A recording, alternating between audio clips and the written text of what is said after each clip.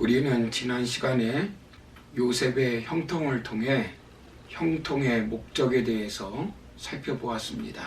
형통의 목적은 첫째, 하나님의 영광을 드러내기 위해서이고, 둘째는 생명을 구원하기 위해서이고, 마지막 셋째는 축복의 통로가 되기 위해서라고 말씀드렸습니다.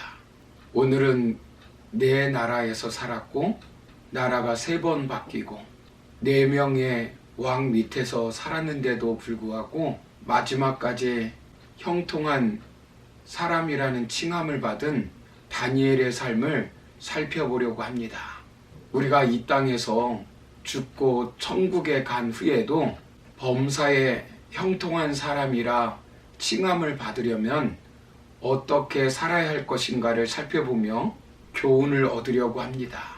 지금 우리를 보고 있는 사람들, 우리가 이 땅의 삶을 마친 후에도 또 천국에 가서 하나님 앞에 설 때도 범사에 형통한 사람이라 칭함을 받으려면 어떻게 해야 할까요?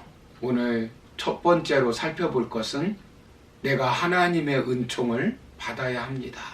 본문 28절을 보시면 이 다니엘이 다리오 왕의 시대와 바사 사람 고레스 왕의 시대에 형통하였더라 라고 말씀합니다. 직역하면 그리고 이 다니엘은 다리오의 왕권 중에서 그리고 바사 족속 고레스의 왕권 중에 형통했다라고 하는 말씀입니다. 다니엘은 바사 나라 다리오 왕의 통치 가운데서도 페르시아의 고레스 왕의 통치 가운데서도 형통하였습니다. 정권은 바뀌고 나라도 바뀌어도 형통한 사람은 이 다니엘입니다. 여기 보시면 다니엘은 다니엘인데 이 다니엘이라고 말씀합니다. 어떤 다니엘이었는지 1장 1절을 보시면 유다왕 여호야김 3년 때입니다. 아버지가 요시야 왕입니다. 아버지는 애굽과의 전쟁에서 패하여 죽었습니다. 형 여호아하스는 애굽으로 붙잡혀갔습니다.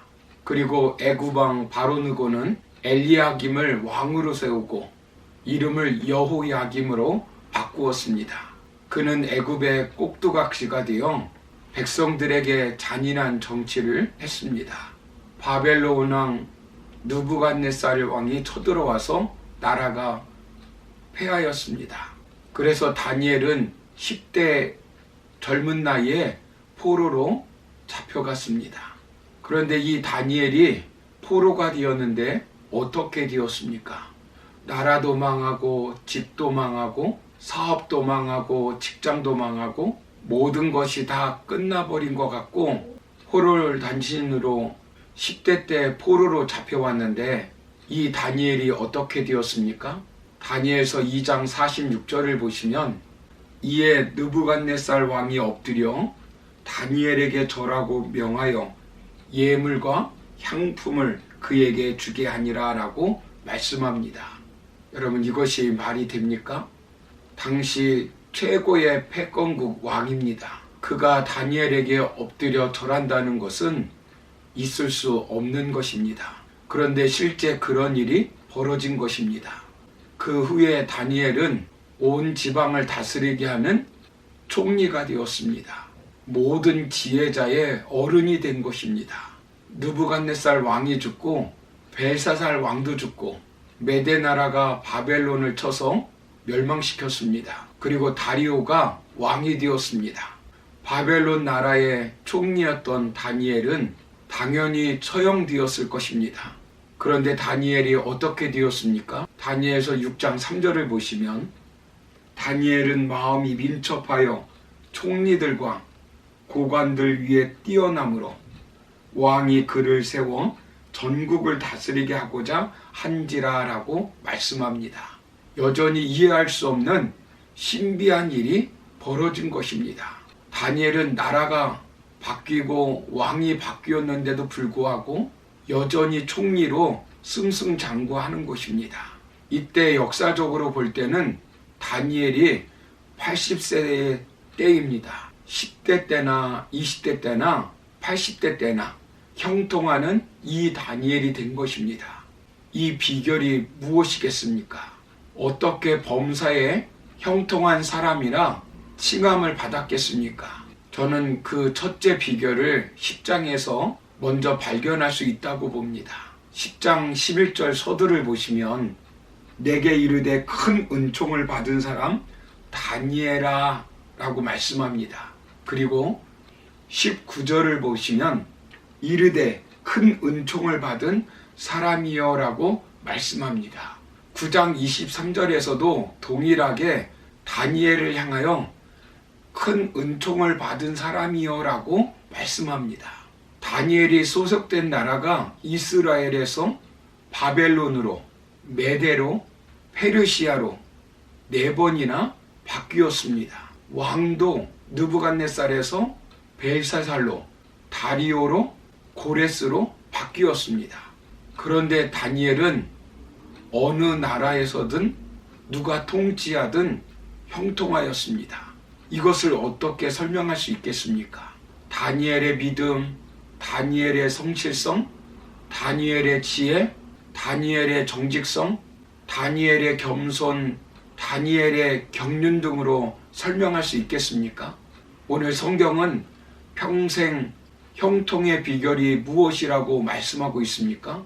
하나님의 은총을 받아야 한다는 것입니다. 우리가 믿는 것도 하나님의 은총을 받아야 합니다. 우리가 노년의 지혜를 잃지 않고 건강해지는 것도 하나님의 은총을 받아야 합니다. 다니엘을 보십시오. 이때가 페르시아 고레스 왕 때입니다.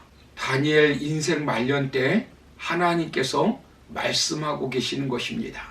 이때 다니엘의 상태가 어떠했습니까? 10장 16절 17절을 보시면 인자와 같은 이가 있어 내 입술을 만진지라 내가 곧 입을 열어 내 앞에 서 있는 자에게 말하여 이르되 내 주여 이 환상으로 말미암아 근심이 내게 더함으로 내가 힘이 없어졌나이다.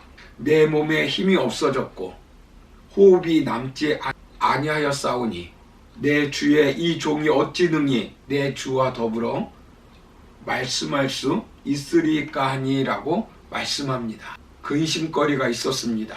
힘이 없었습니다.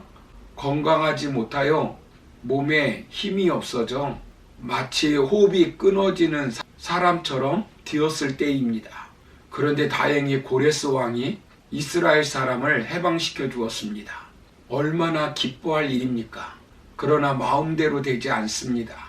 고국으로 돌아가겠다는 사람은 불과 5만 명입니다. 고국에 돌아간 유대인들이 1차 성전 재건을 시도했지만 사마리아 사람들이 반대하여 그것마저 좌절하고 말았습니다. 그때 다니엘은 너무 슬퍼하여 3주간 금식하며 기도하였습니다. 이 금식 기도 중에 한 이상을 바라본 것입니다. 큰 전쟁에 관한 징조였습니다. 그리고 그 이상을 보고 근심하고 힘이 빠지고 마치 죽은 사람처럼 되었던 것입니다. 그때 하나님께서 말씀합니다. 너는 큰 은총을 받은 사람이라고 말씀합니다. 그리고 18절을 보시면 하나님은 어루만져 주시고 강건하라고 말씀해 주셨습니다. 그리고 19절을 보시면 두려워하지 말라고 말씀합니다. 왜냐하면 다니엘은 큰 은총을 받은 사람이기 때문입니다. 그러므로 우리가 범사에 형통한 사람이라 칭함을 받으려면 하나님께 큰 은총을 받아야 합니다. 오늘 하루 우리가 살아갈 때 하나님께 내게 큰 은총을 베풀어 달라고 기도하시기 바랍니다. 그래서 하나님의 은총이 임하여 범사에 형통한 사람이라 칭함을 받으며 살아가는 저와 여러분 다 되기를 주의 이름으로 축원합니다. 감사합니다.